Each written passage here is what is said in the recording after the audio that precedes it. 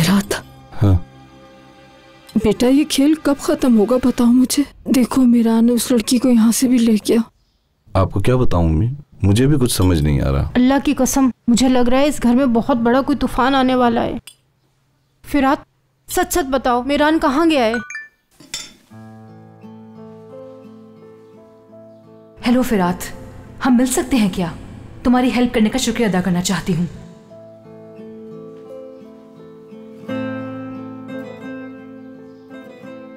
ठीक है, 1 घंटे बाद सेम जगह पे मिलते हैं, क्या कहती हो? हम इनसे बात कर रहे हैं और जनाब का तो ध्यान ही कहीं और है। अस्मा आपा, आपका बेटा फिरात अभी यहीं पर था और अब कहीं और गुम हो गया, कहीं देखा आपने?